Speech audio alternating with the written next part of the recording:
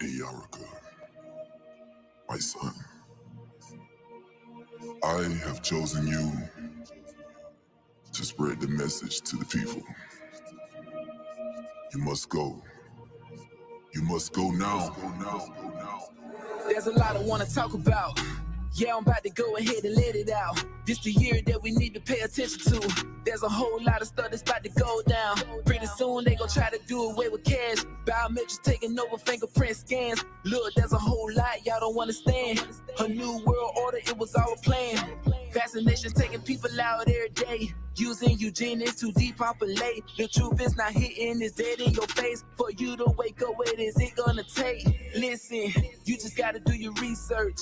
Believe me when I say this, it don't take much. It don't really have to take a genius to pick up the pieces. You can see the whole world kind of messed up. Yeah, a lot of people say I'm crazy. I guess it's because of the information that I drop daily. Instead of showing love, man, y'all low-key hate me. Don't think I don't be reading all the stuff that y'all be saying. I ain't gonna lie, yeah, it kinda hurts sometimes. But I gotta stay on my grind. At the end of the day, I'm doing what I gotta do to open up everybody's eyes. Had a conversation with one of my kinfolk. I was speaking on some things he ain't really wanna know, like how the government poisoning our food, putting GMOs in everything we consume. I could not be here breathing and be comfortable if I was really as bad as they was making it. You know, nobody could be around me. So for me to be this calm, I must have some kind of inner peace. And my inner peace is knowing that once everybody take the time to really see what type of person I am, you'd be surprised that I stuck around this long. I have to make the life that I do live as happy as I can and try to do the best with what I have. You know, live the best life I can live, be as happy as I can be. Nothing is perfect for anybody. I don't know. Boys, I swear, I think I figured it out. You know why they don't want us redneck brothers and sisters and the hood brothers and sisters getting along? You know why? Because we'd be unstoppable. I'm telling you right now, we would shut shit down.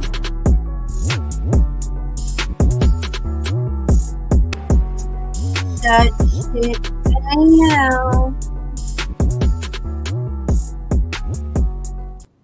Yes, welcome to Uncensored Enlightenment Talk, and you're here with your host, Grace Levi. Yes. So we're coming in a little bit spicy today. You see how we came in a little heavy, so you already know that we're going to be hitting you with a few heavy topics today. It's not going to be light and bright, okay? We're going to get into a little flashback. I want to send a love and tribute out to, first starting off, to someone that was a content creator in Chicago who was known as Zach Stoner. Okay, if you don't know who Zach Stoner is, hold on. Let me see what happened with my cameras are acting all weird. I'm going to put Zach Stoner on the screen. All my Chicago heads, y'all know exactly what I'm talking about. Hold on one second, y'all. One of my, that's what happened. Okay, give me 1 second, y'all. The last one I had, I want to start my live off like that. I think the Zach Stoner video that I had up anyway had went off the screen, but I'm about to put another one up. All right, so if y'all know about the Kenneka Jenkins case, y'all know about Zach. Zach Stoner was a content creator who went around the hood making videos or actually interviewing gangbangers. Okay, so Zach Stoner was killed shortly after starting to go into the case of Kenneka Jenkins. That was the case that I followed and paid attention to a lot of things that was going on. Now, I bring this up because it is about to be his 5-year anniversary, I believe around May 30th. So I want to just bring this back to your attention and, you know, send some love and blessings and also give some commentary behind content creating and the seriousness of it. A popular YouTube personality is gunned down while driving through Chicago's Printers Row neighborhood. He's identified as Zach Stoner, known on YouTube as Zach TV1. Around 1 in the morning, police say a gunman in another car pulled up alongside Stoner's vehicle near Clark and Polk Streets. Multiple shots were fired. Stone was hit at least once in the head, then lost control of his vehicle, crashing into a light pole. A witness, several stories up, posted this Twitter video moments after the crash. It appears to show a group of people at the scene getting into another vehicle, then driving off before police arrive. All right, so let me put a picture of Zach, and I'm going to tell you, this young man, I fell in love with. But if you still think stocks, one second. I felt so bad for his particular situation because he seemed like a pretty amazing young man just from watching his videos, looking at his spirit, and just listening to his commentary. His main goal was to figure out what was going on between all of these hood individuals and why they were killing each other. And a lot of people did not like that, so they started making videos against him and just kind of incorporate him into the beef. Now, I don't know specifically if this is what led to his death, but it was so weird that it happened shortly after he started to basically go into the Kenneka Jenkins case. And he actually received a weird phone call shortly before he passed, like a couple of days, basically telling him, be careful, stay off this case and things like that. Now, I bring this up not only because it's his anniversary, but because, I have been uploading on YouTube related to what's going on in Dalton. And we do have our activist, I'm going to call our activist, super activist, Jedediah Brown, who is making moves around this area of Chicago, as well as just being confronted with a lot of negativity on social media. And I will hope not totally in person, but you saw what we saw. There was some threats for his life. So I wanted to bring this up to say that we as content creators have to be very mindful of what we say, what we put out, and what tone we set in society, because we have some individuals who have no cap. They have no self-control, and they take things more serious than they have to, and we end up being in situations like this. So it was just so weird that this popped up in my timeline about Zach Stoner and his actual anniversary coming up. So when his anniversary actually come up, which I think is around May the 30th, I am going to revisit that particular subject and kind of get into a little bit more details. Okay. So now we're going to move on into Amazon delivery driver allegedly shoots, kills suspect, armed carjack in Cleveland. No, this is not the one. I think that. Hold on 1 second.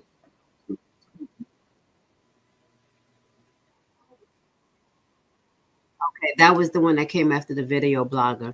I wanted to get into this next clip that I found a little entertaining, but it's real. And I'm so glad that God is good. Yeah, shut up. Because human nature is human nature. And no matter how much, there go that Zach Stoner video that I was telling you, he had that little threat. But we're going to go, I got it. We're going to watch that when I go back into it in detail. But this particular video caught my attention, and it's actually trending on Facebook, and I think it's trending on Instagram. This is how God is good. No matter how much they try to train us and confuse us, check it out. Now, this gentleman, no offense, just because the tone of the society we're in, to this content creator who is a cooker, okay, Miss Netta. But I'm going to tell you, I will have the same reaction as this young man.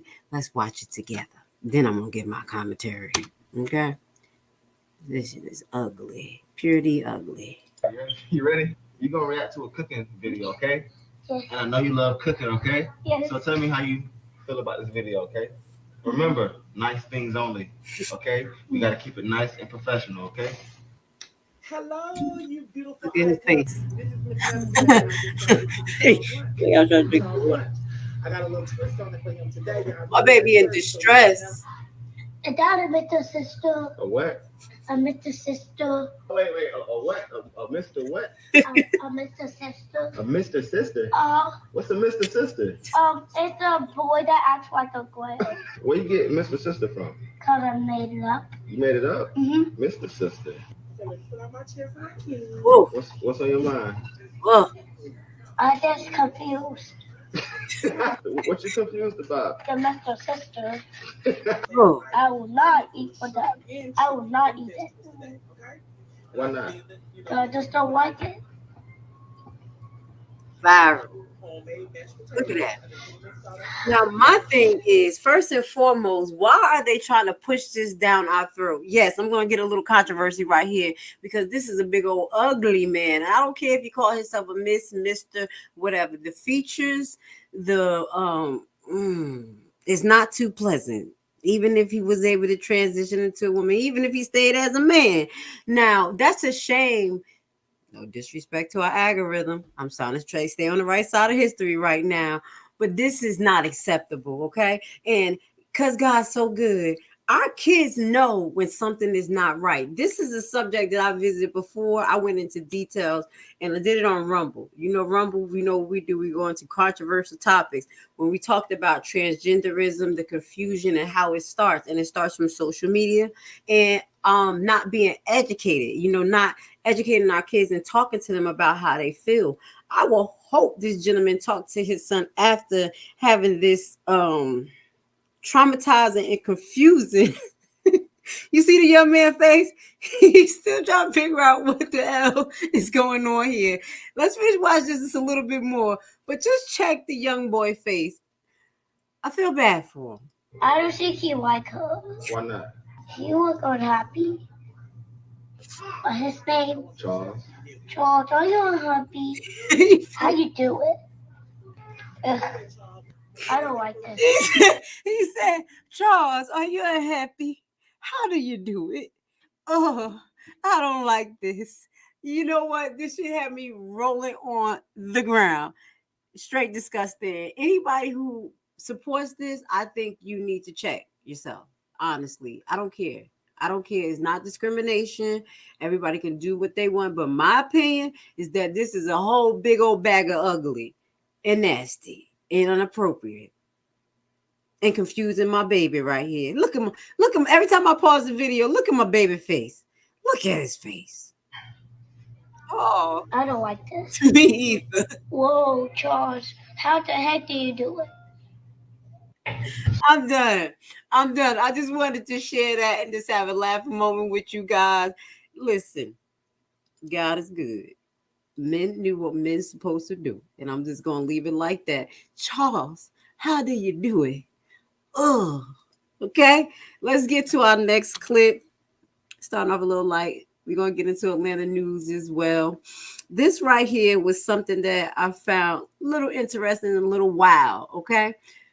Our young kids are off the hook. That's what I'm telling you. I'll be a little bit nervous. I'll be letting them know, like, listen, don't talk to me any which way because I'm not your age. I may look young, but I'm your grandma. Treat me like I'm your grandmama. Just imagine that my hair is gray, okay? Because I don't have time for the flam and the shit that they doing. These 3 young men between the ages of 11 and 16 was allegedly caught armed robbery, okay? They was doing their little thing, okay? Where did they get this from? The FBI in Houston has arrested 3 bank robbery suspects, just 11, 12, and 16. Authorities say they robbed a Wells Fargo bank last week while brandishing a weapon. They went to the teller demanding money. One official saying they are the youngest robbery suspects he's ever seen. Tonight, the FBI in Houston. What the hell is going on? And what do 11-year-old to 16-year-old know about robbing a bank? What do they need the money for? And what type of household are they growing up in? And this is some of the things that we need to think about. Okay, this is the trending news that we really need to hone into because we're seeing some bad dysfunction with our kids. Last year, I made a whole lot of videos on my trending topics related to kids that gone wild in our school system. They were beating up teachers. They was dragging them down the hallway. They was wigging out for video game joysticks and phones. And then you had some teachers that was straight fighting. It was a little bit wild. Did y'all notice that? So that highlights that we have a severe issue in our education system and with our kids' mentality and the way that they respect us, the way that we carry ourselves. So my thing is, how do you expect kids to respect us when we act like kids ourselves? Okay, I'm gonna just have to kind of just put it out there like that. There's a lot of adults that act like children. Okay, we have grandmas that want to be grandmas. how can we represent maturity and expect our kids to make right decisions when we don't even want to? Okay. So I wanted to kind of show you what's going on in the background that we're not paying attention to. We're losing our younger generation. Not only are they not educated because we're letting the school system educate us, alleged prison to jail pipeline. Okay, I could talk shit because I homeschooled. Now, mine ain't the best, but at least I tried. Shit, I tried. Okay, but what that goes to say, we have to take our kids' life in our own hands, people. Okay, the system is not going to raise our kids. Obviously, they are influenced by things outside of the household, and it leads to that type of stuff and confusion with their sexuality. You know what I'm saying? So, I wanted to highlight this particular show, well, actually situation, because I think us as parents, it falls on us. These kids are facing a good amount of time because this is federal. Okay, federal. I don't even know how it got to the FBI, but they're going to be facing a lot of time, and I bet you they don't even understand the extent of what they did, honestly. So check your kids. As I talk about grassroots movements, you see when these kids is losing their self. There's times that parents can't really get a grip on their kids. And I'm going to tell you, there was times that I couldn't get a grip on my kids, and it took outsiders to do it. So if you see it, please step up.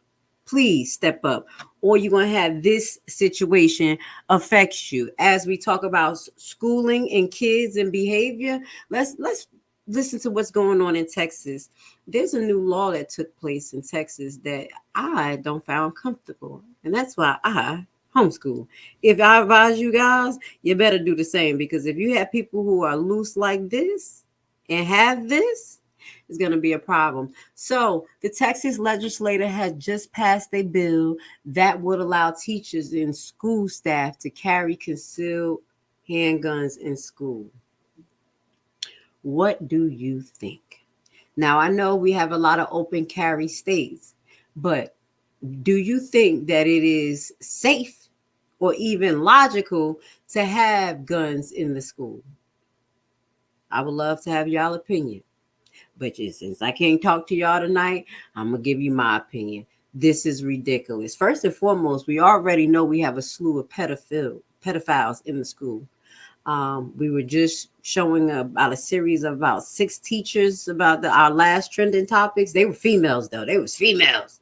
They was knocking them down, knocking kids down sexually. You see what I'm saying? The mentality of the people that we have teaching our kids is a little bit to the left and compromising if you don't notice that. So to imagine that you have a teacher stressed out with about 32 students in the class, students popping off, maybe not knowing that the teacher is open concealed or have a concealed gun, and they go to approach the teachers in the manner that we saw all last year. Because these concealed guns, they're not saying that they're going to be holding it for what? For people, active shooters. It would make more sense if you actually have more officers, a surveillance in the school, maybe 1 or 2 in the school, and having metal detectors so no one can get in with a gun. But to allow guns in the school and not even implement metal detectors, you already see what system we're in, right? Half-ass, backward Babylon. I'm just going to be honest, okay? This is real talk. This is uncensored. It's going to make you think.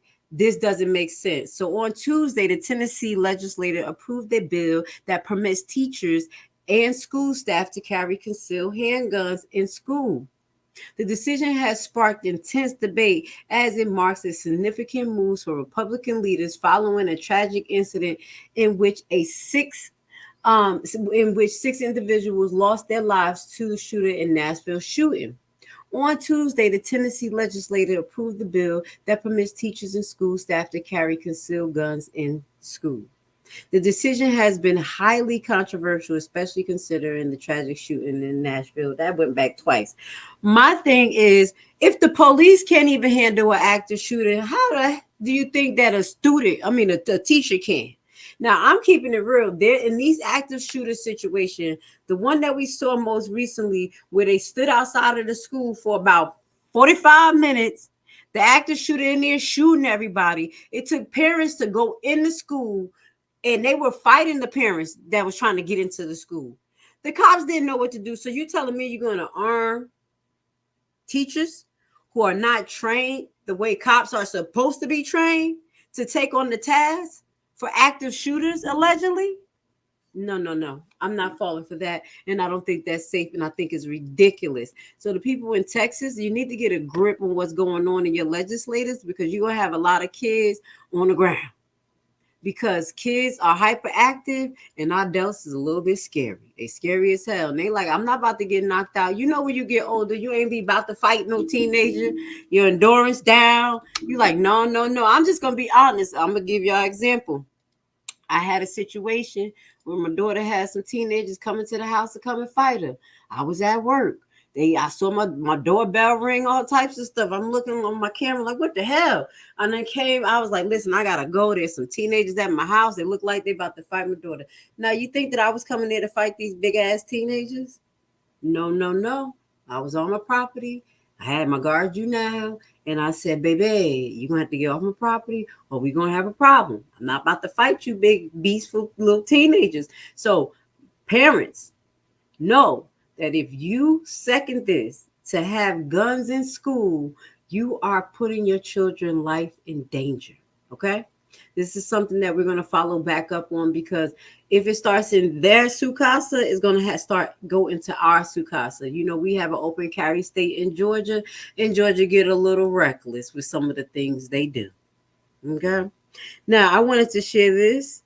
This was something that I found interesting, because we talk about these smart cars as well. We talk about the AI cars, and we already talked about the heavy impact that these AI cars have on, yes, Africa, because the natural resources of whatever they use, I forgot what it is, for the batteries, literally comes from Africa. You know, that's a problem. But also the maintenance of it, the use of these smart cars are ridiculous. And you already know that we had a few accidents with these AI cars, and it kind of been swept under the rug. One of the most significant accident was around prime time. Prime time. Damn, I can't even get it. I'm saying prime time. I'm saying my business name. It was around prime time where the young couple, they were coming back from their prom, and their truck and their Tesla went under a SUV, and no one can explain it. Now, this particular situation I found a little interesting and funny. Be careful, y'all, because this person was locked inside of her car. Tesla Motors. Let's see what was going on. And she couldn't get out. So I am stuck on the interstate. My car died on me. The tow truck is here. I come trying to get out. I can't even get out the vehicle. Tesla, y'all got to do something about this. I cannot get out the thing. These people got to pull me up because I can't even open the doors. How the hell she I am pissed. This is it. Y'all can hear this motherfucking car. I don't want it. Oh my goodness. This is the stupidest car. This is the stupidest shit I've ever saw in my life. Honestly. So I am stuck on the interstate. My car. I don't even understand why people opt to get this type of car, because one, you know, I got my little tin hat. One, I don't like to be tracked. I don't like all of that electric stuff around me. Give me some mechanical stuff. Give me some stuff that I probably have to crank up. I'm going to tell you now, all this implementation of AI technology is causing us major issues. Not only the replacement of jobs, not only, you know, dumbing us down, but it's literally causing us to lose millions of dollars and our identity being stolen. There has been so many different companies in the last 30 to 40 days who have been talking about identity theft and hacking in their systems.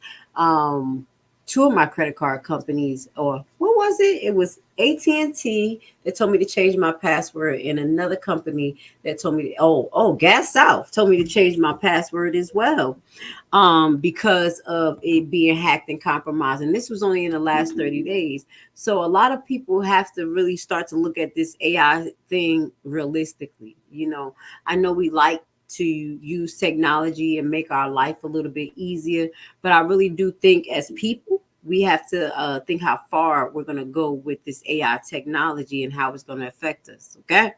Now, that young lady now got herself stuck in that damn car, and that's ridiculous. That is ridiculous, and that's all the way scary. But I did want to show y'all that Tesla strikes again. Okay, so be careful if you have a Tesla car or if you're renting the Tesla car, because that's something that may affect you. Now, you want to talk about 420? Let's talk about 420. Now, most recently, you know that the federal rules has lowered the grade of what marijuana is considered, and I think it's not considered a Schedule A drug anymore. It is considered the same level as just like Tylenol. Okay, and now there's a lot of states that's re-regulating the use, the sale of marijuana, and well, not marijuana, 420. You know what I'm hearing? And this was something that I found interesting because this is what they need to actually implement across the board. Police who smell weed can't search your car anymore. Here's why, and this is brought to you by Fox 9 Minneapolis News. For years, police have used the smell of marijuana as probable cause to search someone's car during traffic stops. It was a tactic that has helped police find drugs and seize illegal guns, but it also led to some questionable searches. However, the Minnesota Supreme Court recently upended that entire practice after a ruling that the smell of weed is no longer enough. Fox 9 investigator Nathan O'Neill joins me now to explore these ripple effects. Nathan? Yeah, Amy, well, police training instructors, they say this new ruling is fundamentally changing the way police do their jobs. And we decided to really dig into the impact of this. We looked at police video, evidence files, and court records, which all show how police previously used the smell of marijuana to search someone's car. But that all changed after one search in Meeker County that made its way all the way to the Minnesota Supreme Court. Take a look. Yes. Doing good. That's right. At the center of that landmark ruling is this never-before-seen video. Partner said he told me he could smell weed, and I can smell weed. Okay, so I guess it's probable cause to search the vehicle. This search in 2018 led to the discovery of a small amount of meth and criminal charges. You're under arrest. Ain't even nothing in there. But late last year, the Minnesota Supreme Court found that search unconstitutional. The specific question is really whether the odor of marijuana alone is enough to expand the search to the vehicle. The court ruled the odor of marijuana alone is simply not enough in Minnesota.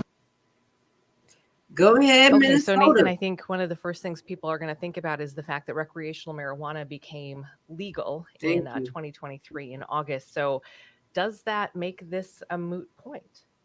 Short answer, no.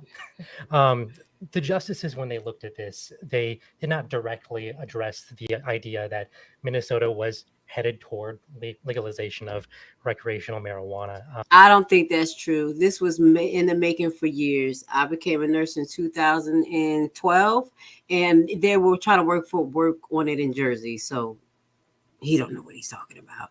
They were implementing things slowly but surely because they know by this time our ass is after allegedly the COVID was rolled out. Allegedly, we was going to need something to ease our mind. Right after that, it's a free world. Let's lower the grade of marijuana. It's just like Tylenol, allegedly. After all these years of people going to jail, losing their life, paying hundreds of thousands of dollars in fine. All I'm saying is how people are going to get their retribution from that. And also how are our cancer treatment patients who were denied treatments, our seizure patient treatments. Oh, Lord, I'm on YouTube. Let me shut the hell up. I'm not off yet. All right. I'll say some of that talk when I'm off YouTube. But you know what I'm talking about, right? There's some retribution that really need to go to the people behind this. Now, I wanted to share this because this is important, guys, because there are people who 420. Okay. And if it's 420 in your car, I really don't think that's a smart idea. But if that's what you do, that is not probable cause to search your car. Okay. In Minnesota. And I think this is going to eventually go to every state because if it's recreational and it's considered like Tylenol, how can this be probable cause still? But you know how law is. The only way it changed is if you challenge it. And this man challenged it. So let's listen a little bit more. they knew it was coming, but they did not directly address it. They kind of spoke to other states as examples that have gone through this process, made similar rulings, and then saw legalization take effect. And in those cases, those rules upheld. So we can effectively say that this is going to stick around. This is the Superior Court ruling. And we should note in that initial kind of interaction between the driver there and police, we mentioned in that segment that the individual had a warrant for him. But it's important to note that a warrant wasn't to search a vehicle. So even though an individual might have a warrant for their arrest, that doesn't necessarily give an officer the right to search a vehicle. Interesting. See, you learned something new too today. I didn't know that, because it seemed like as soon as they get the warrant for you, come on, they searching and doing everything. Oh, nope, they don't have the right. Just make sure that apply in your state, y'all. That's why I watch all this stuff. That's why I like law, because I'm like, sir, I don't have to do that. No, sir, I'm the law. No, you're not the law. What law are you? What is your law? What is your code? Please tell me. Oh, you're being smart? Step out the car. Okay. Put on your body cam, please, sir. I know that's a lawful order, but why are you asking me to get out of the car? I learned a lot watching this type of stuff, and I hope you do too. Okay. In this particular case, there were some medications and some of those drugs that were found in his system that he says were prescribed by his doctor.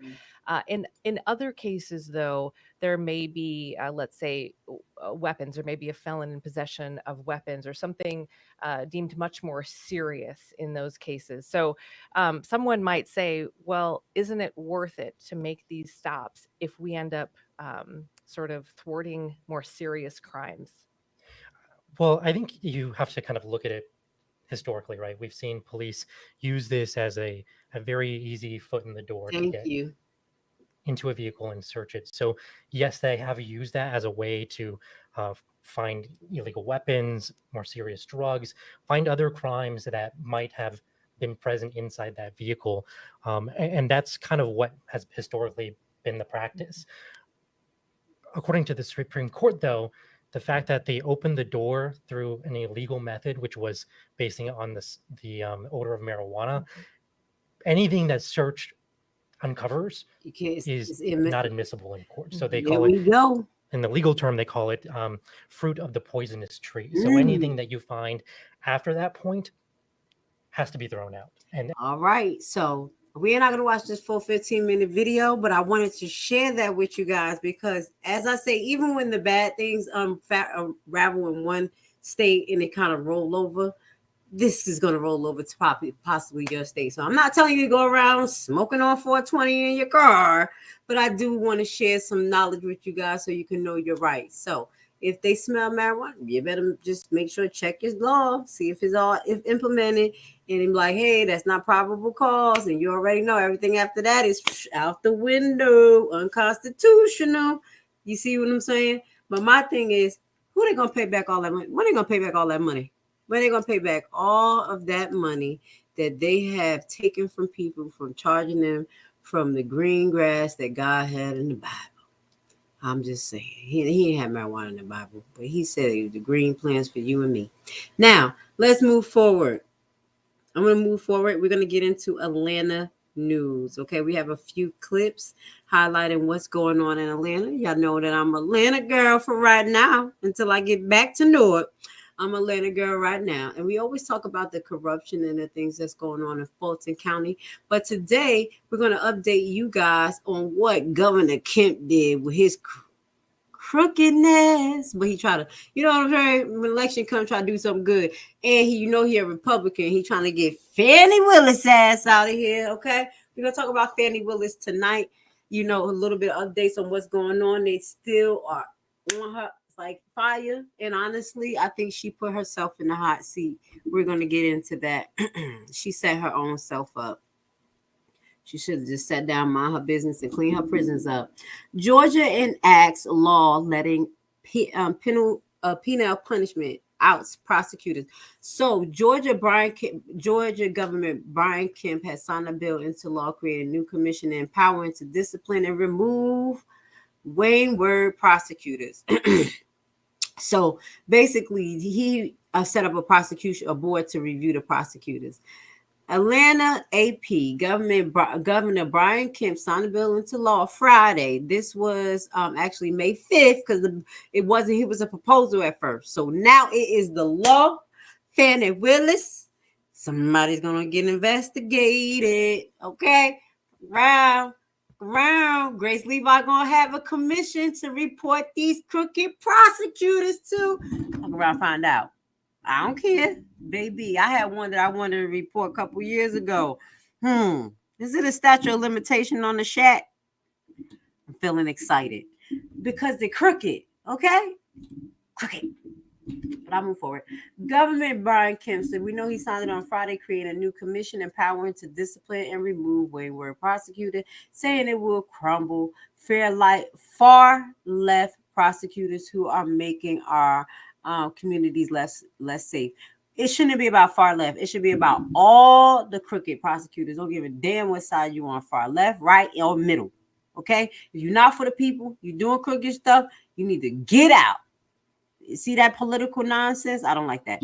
Kemp made the remarks at the Chatham County County Sheriff Office in Savannah, where he signed the measures establishing the Prosecution Attorney Qualification Commission, which will launch July the 1st and start accepting complaints on October 1st. That's too long. That's about 5 more months. Shit. The person probably retired by this time. He says, I am going to stand idle by as rogue or incompetent prosecutors refuse to uphold the law. I will not. Kemp said, today we are, hold on. Excuse me, guys. Wait a minute.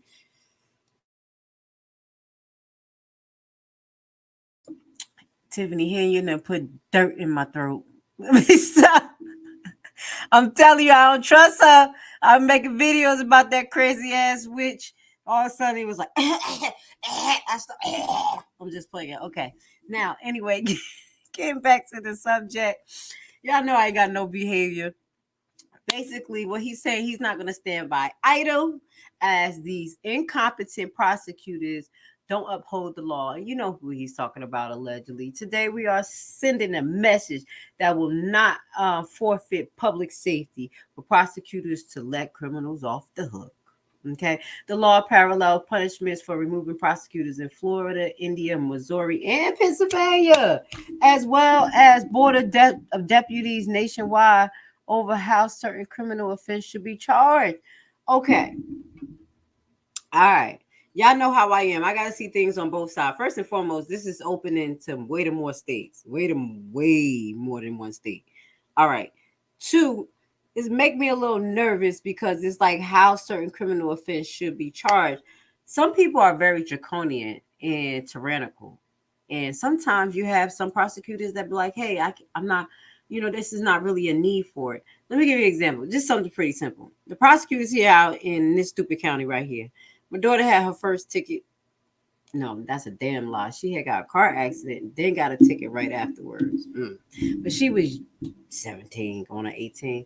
They gave her the ultimate punishment. It was no ifs, ands, or buts about it. She showed she was a student. She, could she get a little break? She was working. They said hell to the no. Now, I find that very appalling because it was so harsh. Even though that wasn't really her first offense, but it was kind of, you see what I'm saying? So to measure everyone specifically at the same level is what makes me nervous. To say how specific charges, okay, there could be 2 people who murdered somebody, but one can did it out of self-defense because they was being attacked. One could have did it just out of murderous ideations. But if they have to be applied the same way just because it falls under the same category, that is a problem. Okay. I don't like that across the board. Everybody is treated the same. That's how we got into that situation a couple of years ago. Okay. And we all was just getting poked and stoked. Shh. They're coming out with a 12th one. Okay. If you're taking a 12th one, good luck. Now, Georgia Democrats. See, my throat start itching again. Hinder, leave me alone. I rebuke you, devil. I rebuke you. Okay. I know it's her. Why the hell my throat itching? My throat don't never be scratchy. It's like dust going in with this. Shit. Excuse my language. All right, so Georgia Democrats strenuously oppose these measures, says the Republic's legislative majority, who seeks another way to impose its will on Democrat voters. So I strongly oppose this excessive and unnecessary commission, as a district attorney are already upheld to accountability under existing laws and through the current democratic process of holding elections. All right, and this was Deborah Gonzalez, a Democratic district attorney. Now, as I stated, I gave y'all my opinion on this. I do think that prosecutors do need to be checked. They need a check and balance system, and these commission better be open to the public, because I want to write a letter. Hopefully that prosecutor didn't retire. The judge did already, but I'm still thinking about it. But with that being said, I do think that this is a good idea, but if this board is going to measure how all cases is supposed to be applied across the board, that's going to be a problem. I think judges should have discernment, and that should be based on case law, based on the person's particular situation, mindset, and history, not just, it's just this across the board. I don't like that. That makes me a little nervous, but that's what you get in Atlanta. Welcome to Atlanta. Now, this is something that caught my eye. It was brought up earlier. I saw it come across my screen on YouTube. Biden was coming to Atlanta. Now, I don't know if he made it here, but he was supposed to be coming to Morehouse. And I'm going to tell you now, our teenagers, I'm talking about their asses, these young people, they got more balls than y'all.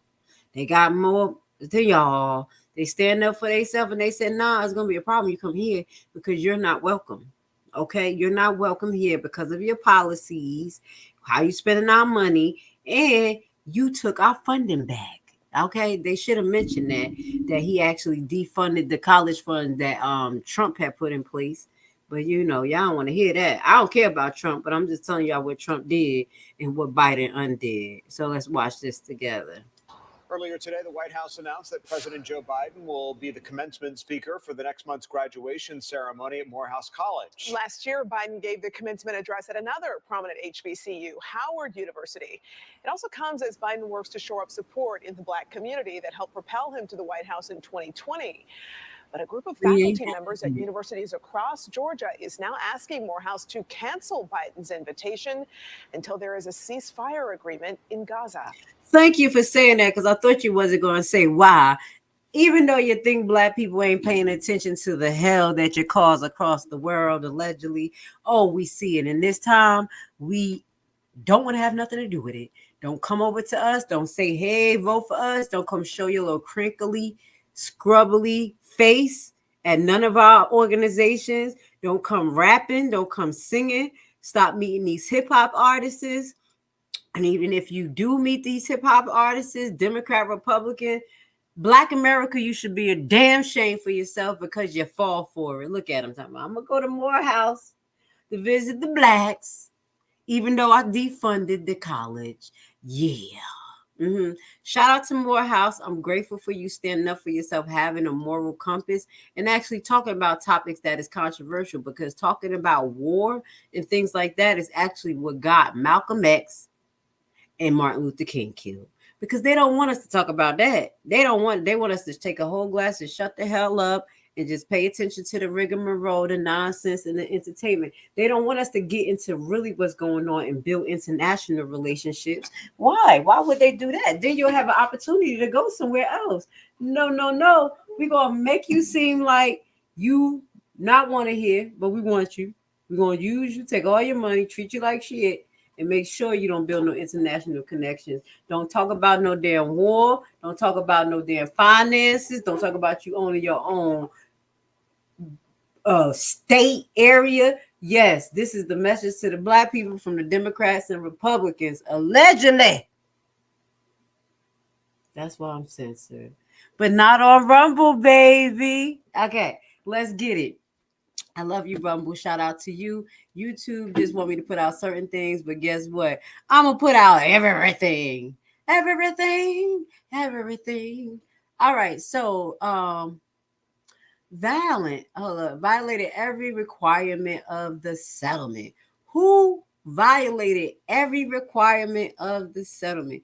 Who we talking about? If you want to talk about Fanny, is this Fanny? Hold up. Let's see. Is this Fanny or is this somebody else? Let's see who this is. We're still talking about Georgia news. Let me get myself back on the screen. Okay. Keeping these topics diverse tonight.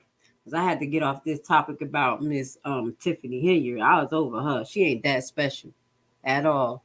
Bitch keep throwing dirt down my throat. Witch. Okay.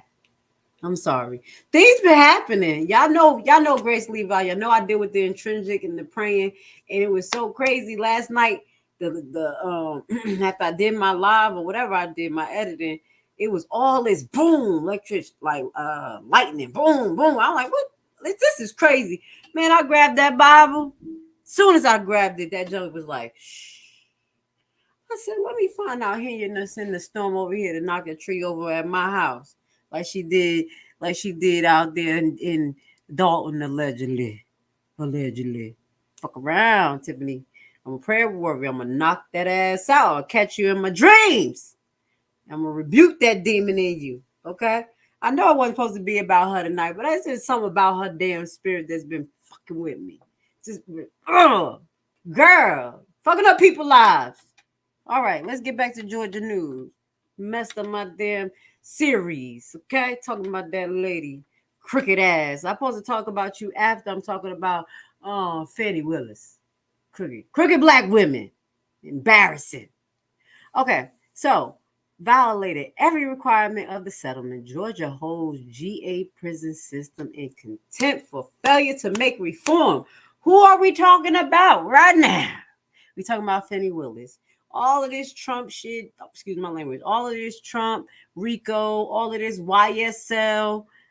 It is people that's sitting in her prisons dying to this day. I just showed you the other young girl. She was nothing but just probably a year or two after high school, going back to her high school, got locked up for loitering, died 3 days later in the Fulton County jail for alleged overdose from antipsychotics. Let's see what this got to say. This better be the right video, too. You know how they do me. I'm going to have to beat them. AC Plus, now on Roku and Fire. No. Watch live local newscast. Come on. Let's see what we got. Well, while they're doing all of this, hopefully the video play. Jackson, Georgia. Leader of the Georgia prison system has ignored court orders. Oh, this is in Jackson. What a Jackson. Let's see what's going on. I know it's got to do with this. Better have to do with Fulton County. Jackson jail too? Shit. Okay. Leaders of a Georgia prison system have ignored court orders and even falsified records to avoid improving condition at a Jackson unit. A federal judge said, oh, let me take it back, y'all. I got excited. I thought this one was Fannie Willis, but I do got an update about her jail. So I do apologize. I do got an update about her jail, though. Okay, it's coming up. So in 2019, Tedwell Road prison officials agreed to settle a lawsuit over conditions at their special management unit in Jackson. But over the past 5 years, the Tedwell Road, they violated every requirement of the settlement. His order Friday says he appointed an independent monitor to get the Jackson unit into compliance. He's given the correction department 6 months to honor their 2019 agreement and has fined the prison system $2,500 a day due to the long-standing and vagrant violations. Okay. Now, get more news. Let's see if this is the one that's about. We're going to keep our eye on this because honestly, I thought this was the hold on, let's see what this is. I thought this was the Atlanta one. But it's another jail. Because I got the Atlanta one. Let me go to the Atlanta one right here. Hold on 1 second. I'm going to find that one. Georgia appeals grants hearing for, let's go to that. Hold on. Georgia court takes up a few more. I'm going to get it for you. I'm not crazy, y'all. I know what they're doing out here in Georgia, but I just thought that was an article related to it. I had just saw Georgia, and I was like, prison. Hold on 1 second. There we go. This is what I found about Fulton County. Bear with me, y'all. There we go. See, it was 2 videos. I know I ain't crazy. There was one video where this was about 6 months ago. Atlanta News First. They were comparing Fulton Jail to Guantanamo Bay. Okay. But this is the most recent one before we get to that. Fulton County Jail, 100 doors not working. This was the article that came up 3 days ago, most recently, about Fulton County Jail. Now, this is under Fannie Willis, okay? I was excited to say it, but guess what? It seems like more than one prison system in Atlanta is it's terribleness. And I think this goes on State lawmakers across the United States. Hold on. This is a problem across the United States. Y'all know that my bro is locked up in Jersey. And I think Jersey prisons is just as worse, but they ain't dying as fast like this. So let's go. State lawmakers had the Fulton County Jail under the microscope today. They want to find out what the problems are with operating the facility and how the state can help.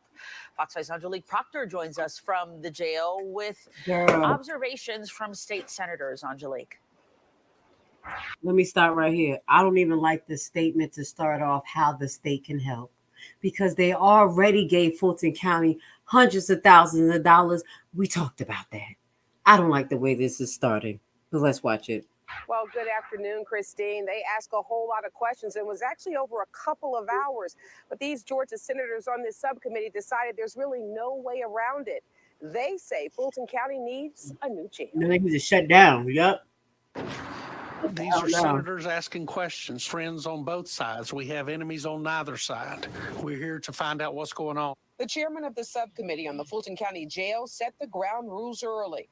Sheriff Patrick Labatt told the committee significant progress has been made in reducing the jail population through both outsourcing and diversionary programs for nonviolent offenders. Let's stop right there. She also got money not only to fix the prison. She had another prison package to get these prisoners out of here and prosecute their cases and hire more lawyers and prosecutors and judges. It was money coming into Fulton County. So when they do this investigation of how the money is allocated, they're going to see that it went all over the place. Now, what I will say, what I don't like and what I'm hearing, all of this nonsense, like they're investigating her about the spending and stuff, it may lead to nowhere land. You know why? Because it's a good old boy system here. So just like how some of Dalton is set up, where Tiffany Henry could just have a budget and kind of spend some shit, and it's not directed for Pacific, this amount, this specific, this amount. This is how it is out here in Georgia. They're giving a full budget, from what I heard, because you know what I'm saying. I'll be listening to this. They'll give her a full budget of $3 million, and she had to do what she needed to do to make the prison work. Okay, straight like that. I promise you. So this investigation that they're doing may be not fruitless as far as future changing. That's why they put the board in place. And now they're doing the investigation to see what type of rules they can put in place about regulation of money going to prosecutors, top prosecutors, and into the county in itself. You see what I'm saying? That's why they're having this hearing, because now they're trying to set up rules for future. But Fannie Willis, she gonna get hers. She gonna get hers because it's something about her that's crooked. And I know it. It's more that's going to come out about her. The multiple outsourcing has allowed us to do several things. One of which is, again, we started out at a high of, at the peak of COVID, 3,700 individuals. Today's population is 2,633. 3,700 individual and it's 2,633. You only got rid of 1,000 people. It's not good enough. It's not good enough. You don't need that many people sitting in jail. For what? Unless they murderers. And this is a county jail. This is not a prison. Okay? Let's just keep this in mind. We have been able to release almost 600 individuals, nonviolent individuals, and or get them consent bonds. The sheriff says that translates into just 1,731 inmates at the main Rice Street jail with no one sleeping on the floor. A more problematic area, however, is the dilapidated condition of the aging building. We went from top to bottom in the facility itself, and ultimately we found 1,000 doors that weren't working, 500 to 600 toilets and sink combinations. Oh my God. So this jail blitz project has allowed us to really focus on repairing those items. The sheriff told senators his office is not responsible for the maintenance of the Look jail. at this. County officials also explained how the sheriff's office and the jail are financed. The committee concluded much of the bickering that has gone on between the sheriff and the Fulton County Commission only hurts the taxpayers. So if our sheriff's not doing his job, which looking at this case, I think he's working with what he has. Y'all are strapped with a terrible facility that needs to be maintained until a new one can be built. Listen. Repairing. Let me tell you this something. Wait a minute. 1,000 doors. Be in the jail like this, to be in any jail, I would never, ever in my life do a damn crime. That's why I drive so slow out here. I'm trying to tell you, you even get the little girl was trespassing when she died in the Fulton County Jail on the school property. This is what you don't want to be in. Look at all that lead on the floor. You're sleeping while you have inmates walking around you. Somebody could just shank you. This is dangerous. This is very dangerous, okay? So let me give you an update. I told you I wasn't tripping. Now we're going to look into Jackson Jail too. We're going to keep an eye on Jackson Jail because that popped up. I honestly thought that was Fulton County that they were talking about with that first jail. So again, I apologize because I was like, oh, that's the article that go with it. Kind of glanced at it, but it's they violated every settlement in the Georgia jail. Now they're looking at is in the Jackson area. Okay. Now we're going to go into how Fulton County Jail has become Georgia's Guantanamo Bay. Now, this is just a little clip that I'm going to show you from Atlanta News of a gentleman court backlog. And he talks about a little bit of the things that was going on. And we went over the video of Fannie Willis talking. She had a good game, a good mouth, but it is about the backlog and it is about how they're handling these particular cases. So let's watch this together, just a few minutes of it. Look at my Atlanta dude. An Atlanta News First investigation uncovered DeAnthony is one of hundreds of people inside the county jail waiting extraordinary lengths of time for their day in court. Overcrowding the jail caused by an unprecedented backlog of criminal cases. County records show as of September, at least 690 people detained more than a year in jail, 142 waiting 3 years, and at least 19 people waiting more than 19 people. Imagine you waiting 5 years in jail before you prosecuted. Imagine waiting 3 years, 1 year. This is before prosecution. This is before being found guilty. It seems like there's no statute of limitation. 5. That includes 61-year-old Daryl Lowe, who has waited 13 years behind bars for his trial date. None of them convicted of a crime, all of them in the sheriff's custody. Fulton County Sheriff Pat Labat. Are you frustrated when you hear these numbers? Well, I'm not frustrated. Let me tell you why I'm not frustrated. I knew when I took office, I knew when I ran for office that the system was broken. I just didn't know how broken. The court backlog impacts more than people accused of crimes. Victims and their families suffer too. We're back on the record with State versus Jerez Sanders. This past August, Latarcia Gaither takes a seat inside a Fulton County courtroom waiting for a verdict. She worried. Look at him. Y'all do they look a little remarkably familiar. You see who that judge was? That was the judge that was the court backlog impacts more than people accused. Disqualification hearing. That was the judge. Now we're going to break down something a little bit because this is all nepotism. This is all nepotism, and they all know each other and they're friends. And that's why he should not have been over the Fannie Willis hearing. There's no way. That's why I don't want to have no parts of this system. I'm just driving Miss Daisy, minding my damn business, going in the middle of the night because I don't want to be caught up in this shit.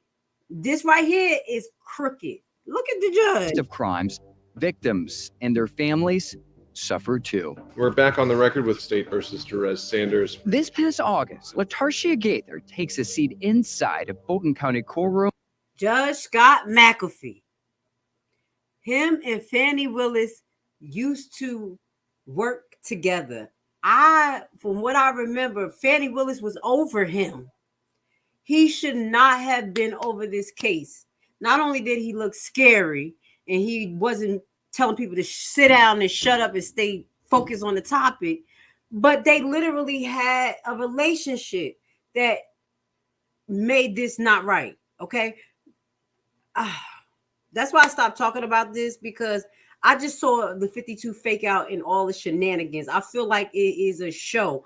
They know that these people know each other. When Fannie was having the disqualification hearing, do you know she came down, y'all remember, stomping them big old legs down into the room when she wasn't even supposed to be going on the stand.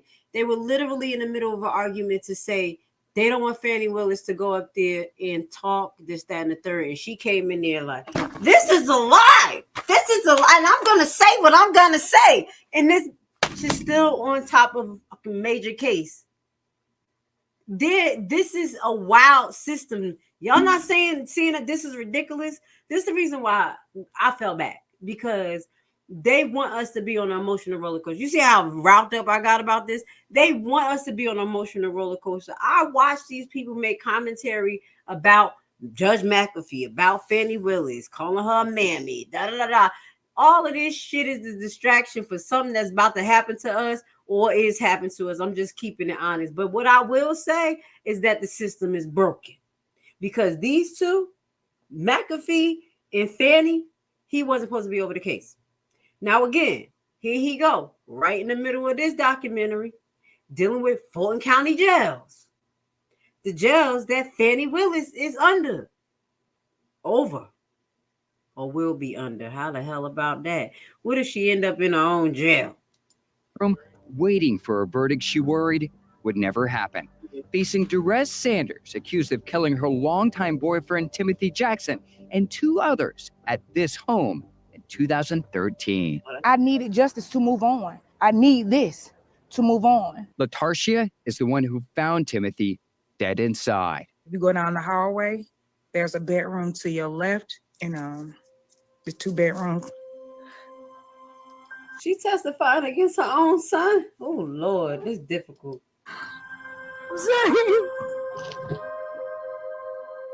I wouldn't wish this went to the left. This is something different. that on my worst enemy. Finding somebody that you love and care about with their head blown off like that took a lot from me. It destroyed me. A jury found. I don't want to get into that because it's distracting me. I'm like, oh, that's some to the left. I know we're getting into disturbing news, but woo, that's some family drama. Okay, so let's get into a little bit of Fannie Willis. This was the interview that she did, running her damn mouth. Look at it. What they would like to do is to paint a scapegoat for inaction. Look at all that damn makeup on her face, looking like Tiffany Henyard. That they've taken. It is unconscionable the way that our jail is. They've known our jail is in that state. People need to be in safe conditions. But does the DA's office contribute to the problem?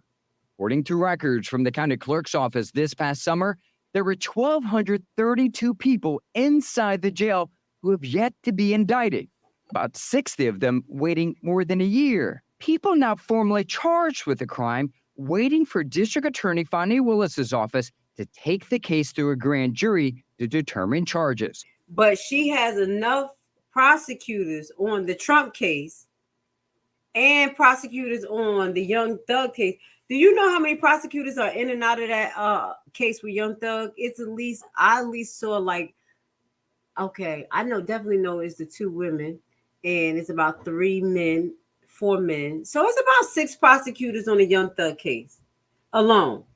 And all the resources that has to be used to orchestrate it. Oh my God, the evidence alone, the review of the witnesses. Do you know how much funds that taking time and billing hours? This is what Fannie Willis is doing while her presence is looking like this. This is ridiculous. while they sit behind bars. People need to be timely indicted, timely tried, and given the opportunity to force the state to prove its case. Atlanta criminal defense attorney Andrew Fleischman criticized the DA on Twitter earlier this year, writing, "Willis has been keeping people in jail without trial or even indictment for years. Wright Street has become our very own Gitmo." Fleischman comparing the county jail to the Guantanamo Bay detention camp in Cuba, which has held suspected 9/11 terrorists without trial for decades. Wow. You are holding people for long periods of time without charging them with a crime or giving them due process. And that's exactly what happened at Gitmo. That in particular should be a high-level point of frustration. This past September, Fulton County Commissioner Bob Ellis raised the issue during a meeting, upset more progress had not been made after allocating $75 million in federal pandemic aid to address it. They done brought all them prisoners in there. Like, look, these are the people. There you go, right here.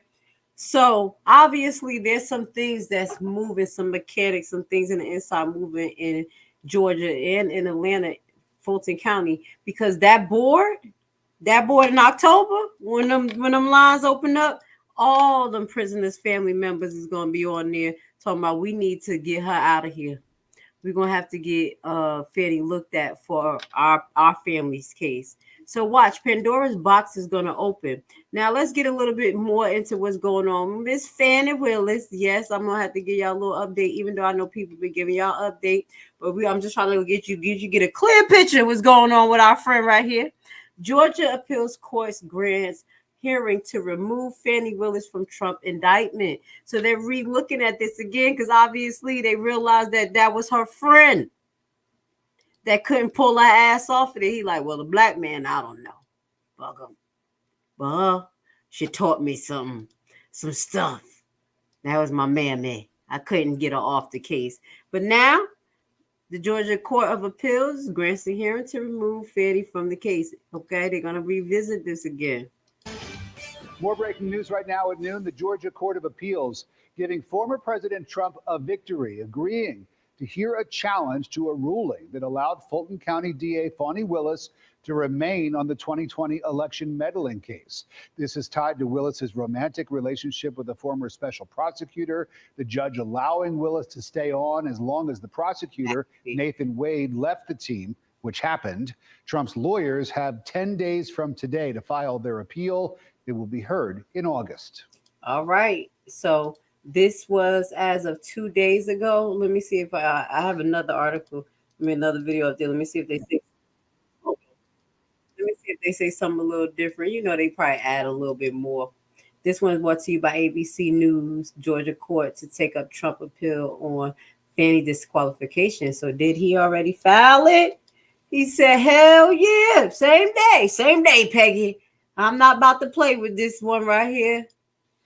Trump is a busy ass man. I ain't never seen somebody in so many courts in different states and trying to run for a president. He old as hell and he is on the go. I'm gonna just be honest. Some breaking news. A Georgia appeals court has now agreed to take up the Trump team's appeal of the Fani Willis disqualification ruling. Now, lower court had already ruled that Willis can remain on that case. So what happens there now? So the Trump team wants to appeal the decision. They would like Fani Willis kicked off the case entirely. The judge has ruled that Fani Willis could stay as long as her former paramour, Nathan Wade, was removed from the case to avoid even the appearance of any kind of a conflict. So he's off the case. Fani Willis is on. The appellate court has agreed to take up the matter. They haven't, agreed to any decision, but they've at least agreed to take it up, which is yet one more delay for a case that still does not have a date to start trial. So, Con, what does this do, these delays do, given we're 6 months away from the election now? I think, Diane, that's a great question. And ultimately what it does is it guarantees that the only case that's going to trial out of these three criminal cases, the documents case, the Fani Willis case, January 6th case, is ultimately the case that's now before the judge and jury in New York State. I knew it. The one in New York, that one is going tail full in. She going after him too. I don't know what's wrong with these women. They just need to mind their business. I'm trying to tell you, they didn't put themselves in a bad situation. I'm being honest. Okay. And Aaron, looking back at the criminal hush money trial now, Stormy Daniels was one of the key witnesses in this case, right? Her and Michael Cohen are arguably the two big names that we're looking to hear from. So now that she has had this testimony, what do you expect to happen next?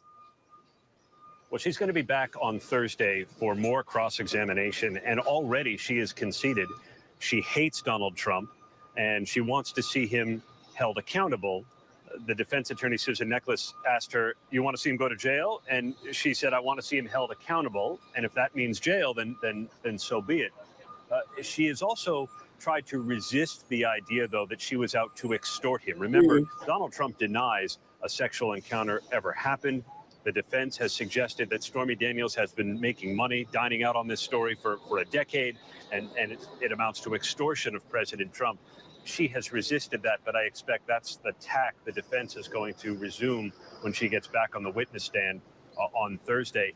And Diane, I don't know how we start talking about some damn Stormy Daniels. You see how they just slide that on there? Nobody care about that stuff. Nobody care about that.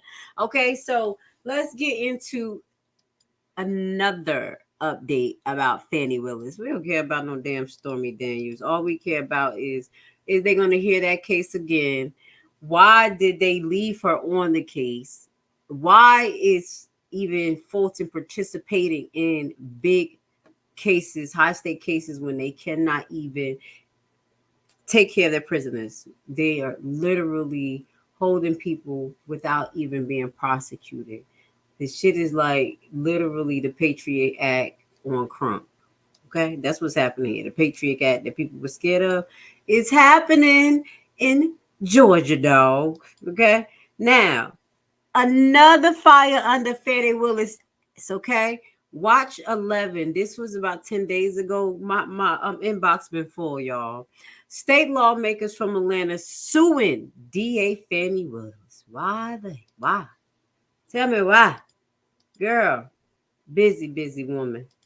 See, as I told you, I won't want no position like this to be all in this shit. It's too much. It is too much drama. Let's listen to this. Prosecuting Attorneys Qualifications Commission is evident due to the actions of the Fulton County District Attorney's Office. My lawsuit against Fani Willis, Marvin Arrington, and the Fulton County Ethics Board stems from this necessity. Stalking, often misunderstood, involves repeated, unwanted behavior causing fear or distress. It's a serious issue affecting millions annually, with most victims knowing they're stalkers. The Netflix documentary, Can I Tell You a Secret?, sheds light on this issue. Stalking behaviors include harassment, intimidation, and even violence. Despite its prevalence, misconceptions persist, hindering support for victims. Stalkers exploit various tactics, from relentless calls to spreading rumors. They often target former partners and engage in something called proxy from sending you money. Stalkers will eventually stop. If you ignore it, they will stop. Chief Jailer of the Fulton County Jail on behalf of my stalker, and the criminal behavior of other elected officials, past and present, is discussed on these jail calls. Despite presenting numerous witnesses, DA Willis contacted no one. DA Willis and ADA Yolanda Mack admitted awareness of judges favoring Commissioner Arrington. She never fought for me as a victim, a Fulton County resident. She was always in the pocket of the commissioner and retaliated against me after I contacted the U.S. Department of Justice Office of Violence Against Women, because DA Willis repeatedly allowed my stalker to be released on bond for non-bondable crimes. Wait a minute. How you letting people out and you let this person out, but you got all them other people that didn't get prosecuted or even charged with anything in the jail? Pay to play, allegedly. What we got going on around here? and failed to notify me of court proceedings repeatedly. Mm. She never mentioned to the court her conflict of interest and that she was discussing my case with her close family friend and my stalker's attorney, Commissioner Marvin Arrington, before she was even sworn into office. The Georgia Democrat Party's decision to grant a convicted felon previously jailed for 1 year for aggravated stalking, allowing him access to voter data poses a serious risk to every Fulton woman. Campaign software driven by GPS data exposes private information of registered voters without considering the implications of allowing unqualified individuals on the ballot. Today, accountability is paramount, especially with the Fulton County DA failing to assist citizens affected by domestic violence, stalking, or unjust incarceration. Let's stop right here. So it sounds like this lady is kind of accusing her of not only election interference by putting people who are not qualified on the ballot. I mean, to, be part of reading the numbers. But this person was actually a sex offender. And she had some encounter with this person's case, lawyer, and discussed it outside of court. Hot diggity dog, damn. This lady is crooked, allegedly. This is what I just wanted to show you. We're going to follow this. I'm going to look more deep into this. This young lady is suing Fannie for not protecting her, for not updating her about the status of her stalker, as well as literally violating the terms of the case by discussing this case with her family, with the attorney. If she was the prosecutor, you can discuss with the attorney, but it's certain limitations that you're supposed to have. And you obviously, Fannie Willis ain't got no limitations. She up in church talking about, they chose me because I was black. They hate me because I'm black, not because I'm going after Trump. Just because I'm black, or not because I was sleeping with my coworker. Or no, she don't sleep with coworkers. She sleeps with contractors. Okay. And giving them over $500,000 pay. Way more than any other lawyer in Fulton County has got in that fiscal year. Yeah, I was paying attention, y'all. I just wasn't able to talk about it. After a while, it just turned me the hell off. I was just like, I'm over this right here. Because this right here is crookedness. And we have too many black women in the hot seat right now that's misrepresenting who we are. And it is so sad. Okay? Now, I'm going to give I'm going to give a good shout out to Atlanta right now. Now, one of the issues that we do have in America, and one of the worst issues we have in Georgia, in Atlanta, is sex trafficking. Yes. It is real. Now, I guess they use some of their resources here in Fulton County. I have a good report for you guys. 20 in custody, two still wanted in human trafficking investigation in South Fulton, police say. And I know it goes on here. They are taking advantage of these young girls. They are filling them up with D-rugs. They're giving them $5 outfits, talking about you owe me. And these girls are out there being trained all day, up to 30 men. I'm hearing horrendous stories where these men are acting like that's their girlfriends. They love them. They love them up. Like, I'm going to love you even if you don't want me. They Tiffany your ass up. And I'm going to say, yup, run her down to the ground till she go to jail. And then they sell you. Look, let's listen to what's going on. 20 in custody, 2 still wanted in human trafficking. At least one home raided. Now, more than a dozen people are in custody, possibly connected to a human trafficking investigation. Atlanta News First Brittany Ford is live tonight along Orly Terrace in the city of South Fulton. And Brittany, police believe more suspects are on the run. Well, police are currently searching for 2 additional people that are tied to this investigation that unfolded at this home you see right here behind me. Neighbors telling me that this is a rental property that has become a notorious party home. Video of large crowds and illicit activity into the wee hours of the morning. Everyone has called 911 numerous times a night. Numerous things have been going on. People living on Orley Terrace in South Fulton say this home, now the center of a suspected human trafficking investigation, has been a cause of concern for months. You could tell the way the women were dressed, something was going on. South Fulton police say they got a call of shots fired at the home Thursday morning. And lo and behold, while the police were still here, 3 more gunshots went off. Wow. So they were able to then go over and do something about it. Authorities say 20 people were detained, most of those females ranging from 16 to 40 years of age.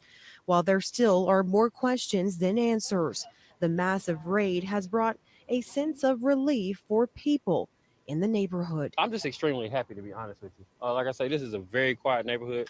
We're very close knit, and so this definitely had us up in the hands because we didn't know what could happen. Obviously, with shootings and things of that nature, I have young kids, so just dealing with my young kids, having to think about them being trafficked or touched or took, anything of that nature, just gives us a bad feeling. Ooh. I did reach out to the property owner listed here and did not hear immediately back. We're still working to get more information on the people that have been taken into custody and if any charges have in fact been filed. Now, this is what I will say. Most of the people that they have taken in, as they stated, was females. And this is how it always go down. The people, and I'm not going to say that, they are innocent, but the people who are in these situations as victims, they usually get the record. You see what I'm saying? And they fall in love with their oppressor and they end up hiding for that individual. And when it comes time to actually prosecute these people who are running these trafficking rings, it doesn't happen.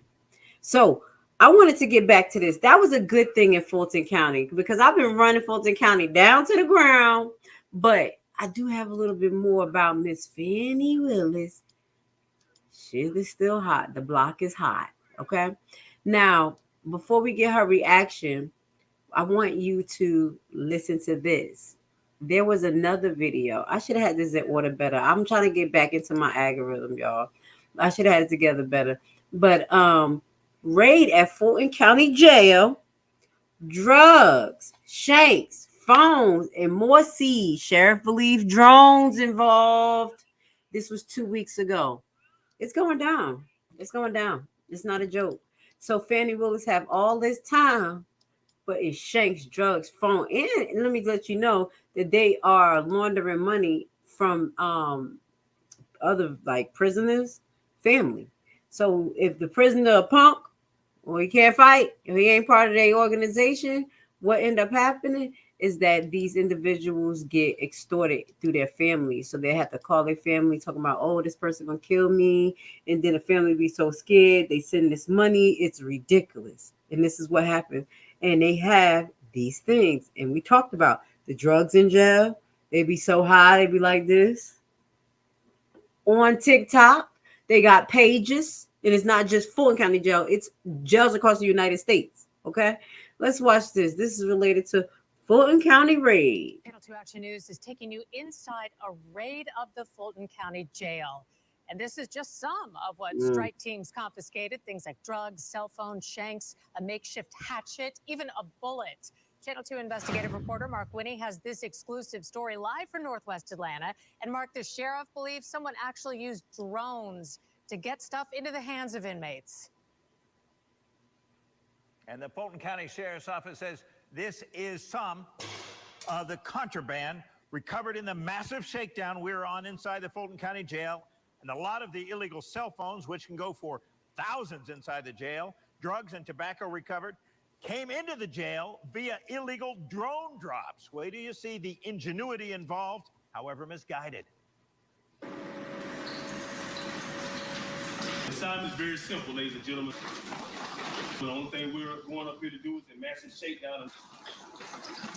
We're looking for any weapons, drugs, or any contraband that the inmates are not supposed to have. Sheriff Pat Labatt says the Fulton County Sheriff's Office jail strike team struck a vein of contraband quickly in the first zone they hit. This is a cell phone and charger found within seconds of hitting this unit. Yes. On the high security 7th floor of the Fulton County Jail. This has been a high priority area for us with respect to drone activity. And before Saturday morning was done, men and women normally assigned not just to the jail, but to the courthouse and across the sheriff's office, who had assembled in the early morning darkness, had amassed a massive amount of dangerous material inmates aren't supposed to have, but did. Look at that. Lots of makeshift weapons, Guns. including shanks, They look like makeshift guns. even a makeshift hatchet.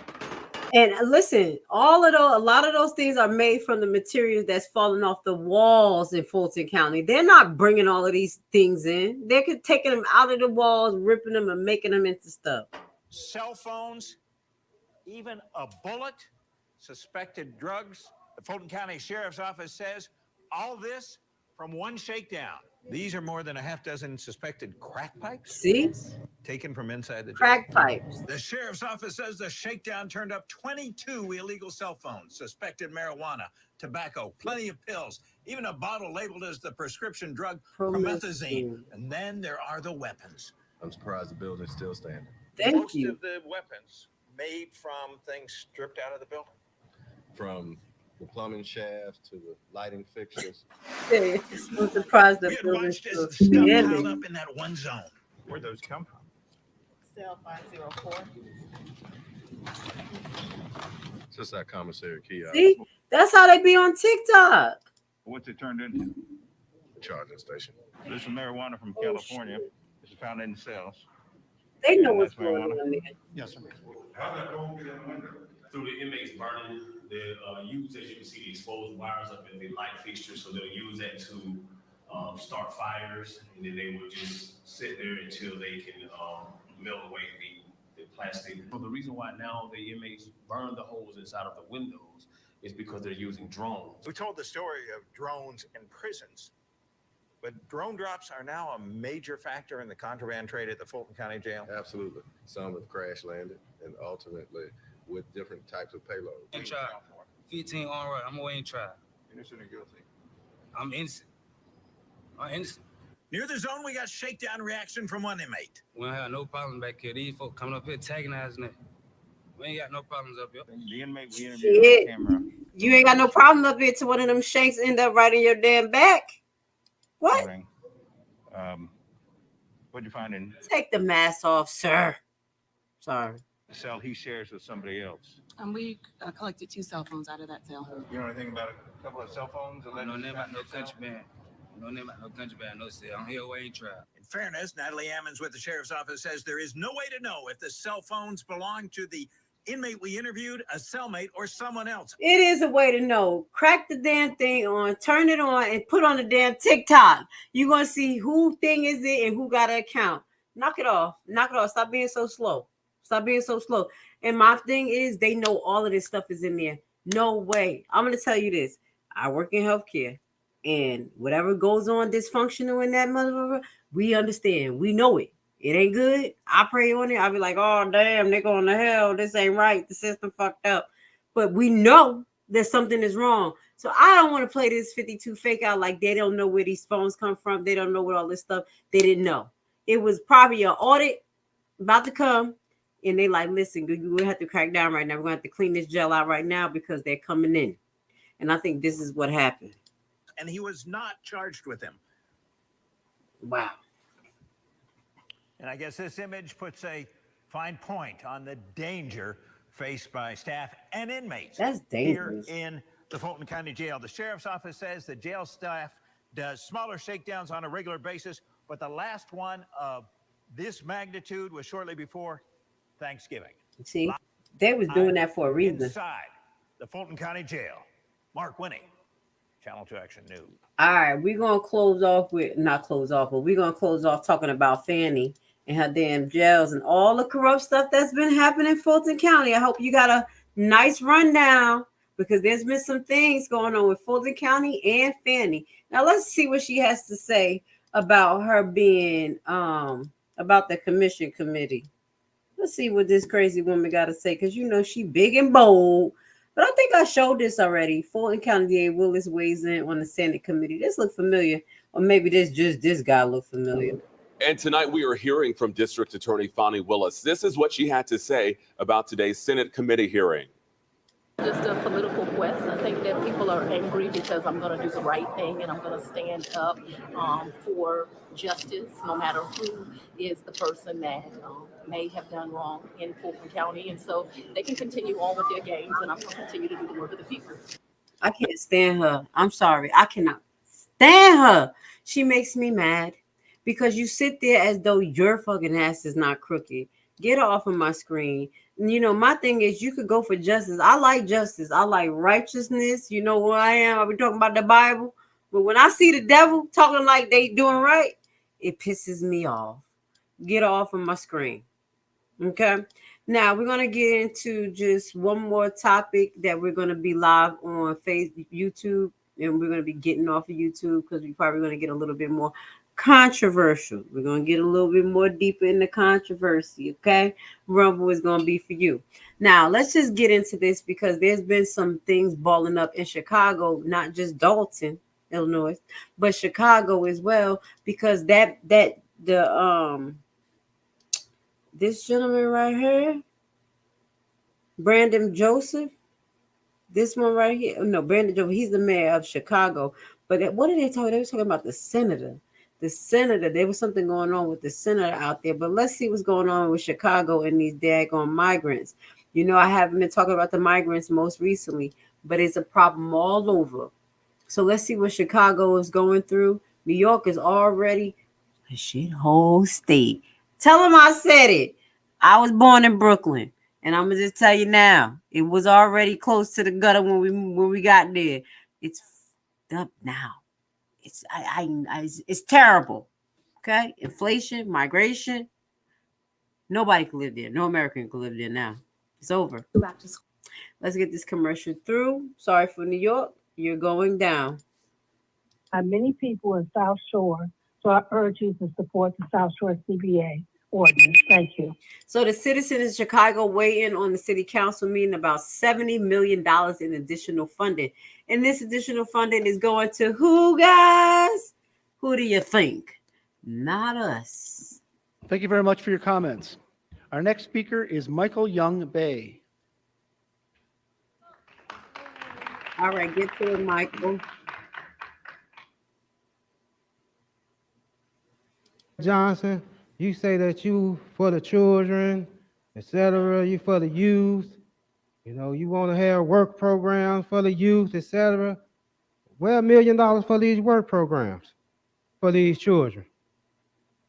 See, I'm not going to address nobody in the room no more. I'm going to just address you whenever this is city council, because I gave you a hard drive of what me and my family has experienced as far as the discrimination against me and my child and my wife.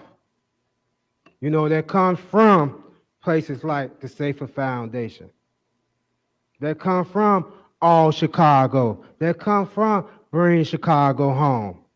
You see, that come for these ministers that y'all have. You know, if you go look on Bring Chicago Home site, you see all them reverends and things like that. They got all these nice churches in these neighborhoods. Nice mega churches. And our people homes. And I don't even want to say our people home, because some people, we got to be honest, they do let their stuff go. They do live up in trash, etc. Let me get to the article. I like you, man. I like you, sir, but you're dragging. We got to get focused, guys. We're going to have to move our conversation a little bit more faster. My ADHD kicked in and said, hell no, to the no. Let's go.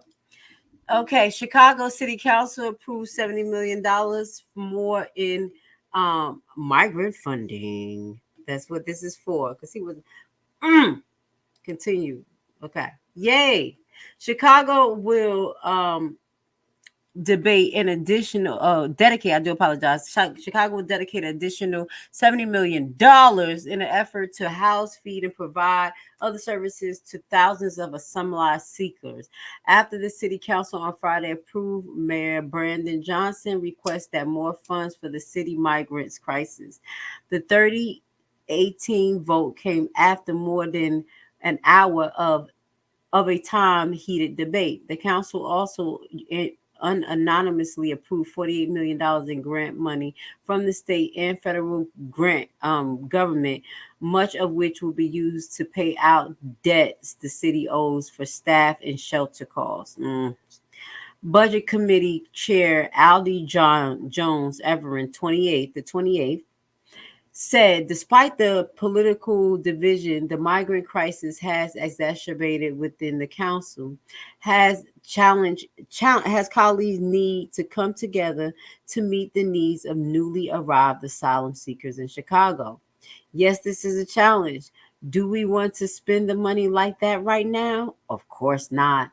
But again, we have an obligation and we have a responsibility to move the ball forward. First and foremost, what the hell is the obligation to non-American citizens? Where did that come from? How do y'all have an obligation when you have homeless people here in America, in Chicago, for years that you have not provided shelter for, that they're on waiting lists, that they can't get programs that will get them back into the workforce? But you are saying that you have to? Why do you have to? Because you want the government grant money? You want the federal grant money? That's why you have to? And allocate it wrong anyway? When you had hundreds of billions of thousands of dollars prior to this and not doing what you need to do with it in the first place? Sounds about adulting, don't it, huh? That's what it sounds like about adulting. Not allocating your money properly to take care of your own citizens. And then you're doing outlandish things with the money. Chicago, you should be a damn shame to yourself. Get on his butt, because Chicago, you're going to be the next New York. You're going to be the next Manhattan, where you already have balance in Chicago. You already know what that's about. But you're going to have stores shutting down, because that's what's happening in New York. We have major malls shutting down New York because of all of the riots. You have police getting beat up in New York, getting knocked out by the migrants. They like sticking up middle fingers at us in the camera. Don't give a damn. Chicago, you better put your feet down on your damn mayor, because you're getting $70 million and it looks like it's going to be going to the migrants that's going to end up replacing you. Okay? Now, I'm going to share one piece of my segment of disturbing news on YouTube. I love your YouTube. We're going to rename that part that we just did. It's going to be focused on Atlanta news and all the hot stuff that we just talked about. But this is going to be one disturbing news that I'm going to share with you. Okay. Yes, Grace Levi gets down and dirty. Some of these things are ridiculous, but you need to know about it. Okay. This is prosecutors advocate castration for rapists in Louisiana. Excuse that word.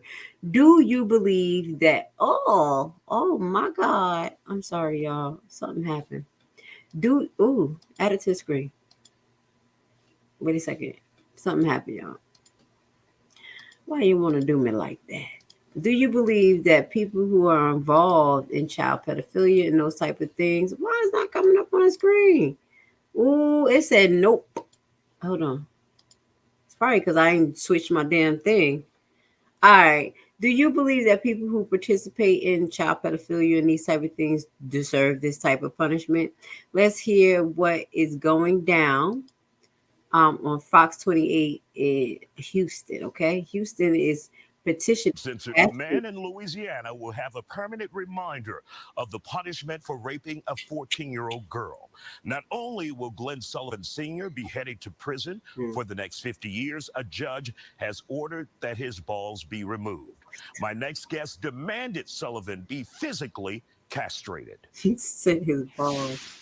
And joining us tonight on The Factor Uncensored, we have Livingston Parish Assistant District Attorney Brad Cascio. Glad to have you here on The Factor, Mr. Cascio. Crazy situation there. A man is accused and has been convicted of raping a 14-year-old, and he was sentenced to 50 years in prison. And now part of that sentence is physical castration. Many of us have heard of chemical, but when you talk about physical, exactly what does that mean? Chop it off. Yeah, thanks for having me. Of course, we're talking physical this time, as you said, unlike the chemical. I've had probably 2 or 3, I think, over the course of my career, chemical castrations that are ordered. And what that entails in the state of Louisiana is a scheduled administration of shots throughout the remainder of the defendant's life that he has to go in, he has to report, and he has to voluntarily intake. And if he ever were to take testosterone or steroids to counteract those injections, then that would be a new charge and he would go back to prison. For the case of physical castration, we're talking about a surgeon surgically removing the defendant's testicles from his body. Got it. So now the person in question, the man convicted, is 54-year-old Glenn Sullivan Sr. How did we get here? Give us a little backstory to tell us why this was necessary. So Glenn Sullivan has lived in Livingston Parish, to my understanding, his whole life. Mm. And I can tell you he is what we call a long-time offender or a career defendant. He has constantly been a part in the justice system as a defendant. Mm-hmm. And this particular crime that he's committed is just so egregious and so heinous. The raping of a 14-year-old girl, which led to her being pregnant. Now this girl is raising this child. Oh, I mean, she man. has to live with this the rest of her life. And he is disgustingly ugly. Oh my God. You know, with this child that I'm sure she's, gonna love and she's gonna raise. And, Hard. I really commend her. She was able to actually finish school, get her high school diploma, and she's really making something of herself, and I'm proud of her for that. And Mr. Sullivan, just being the lifelong defendant that he is, committing such a horrible act to this young girl, I think he deserves every bit of this. Mm. And it's my understanding from court records that he also threatened to kill her and her family if she told someone that he had raped her.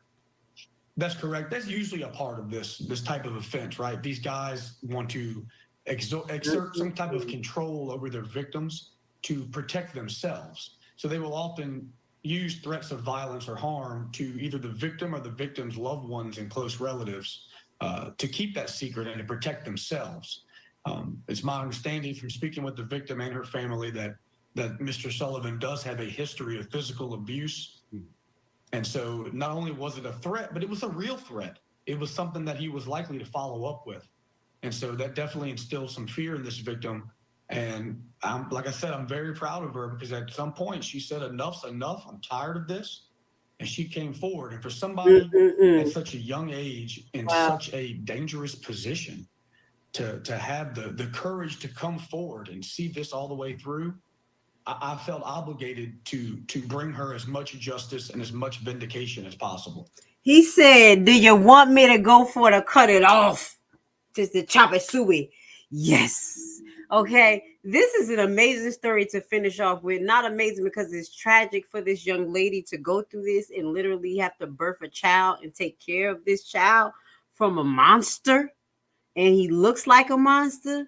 But the reason why I find this very, very, very important to talk about, because you know what we've been talking about in Dalton and with allegedly Andrew Holmes, which is not alleged. We have seen the victim, we can see her pain, what she had went through, the whole year of having to hold in what she was going through because of being bullied, being overpowered, being manipulated, being feel like, oh, he gonna kill me or he gonna do whatever.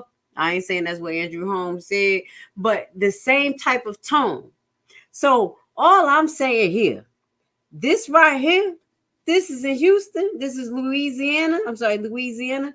We may need to bring this to Chicago, okay? Because we may have a convicted pedophile and child groomer by the name of Mr. Smith, allegedly, and we may have a offender by the name of Andrew Holmes, okay? So we're gonna have to petition for some castration, okay? And I want to say this to you guys. Thank you, YouTube. Thank you for being here with Grace Levi. Guess what, Rumble? I got a little play on YouTube this week. So shout out to YouTube. Shout out to Dalton. I watched the cookout today. They were getting down on their Soul Train line. Keep on fighting for your freedom, Dalton. Tiffany Henyard, you will see your justice. I will have a nice special about you maybe on another day. But today, I don't want to talk about it. So if YouTube, you want to hear the rest of our broadcast, I'll be finishing on Rumble. We're going to get into a little bit more disturbing news. Yeah, it's going to get a little bit more hectic. And then we're going to just finish off with a few conspiracies. So again, thank you for being here with Grace Levi. I love you. And I'll see YouTube next week. Rumble, I'll be right back with you, okay? I could not be here breathing and be comfortable if I was really as bad as they was making it. You know, nobody could be around me. So for me to be this calm, I must have some kind of inner peace. And my inner peace is knowing that once everybody take the time to really see what type of person I am, you'd be surprised that I stuck around this long. I have to make the life that I do live as happy as I can and try to do the best with what I have. You know, live the best life I can live, be as happy as I can be. Nothing is perfect for anybody. I don't. Boys, I swear I think I figured it out. You know why they don't want us redneck brothers and sisters and the hood brothers and sisters getting along? You know why? Because we'd be unstoppable. I'm telling you right now, we would shut shit down.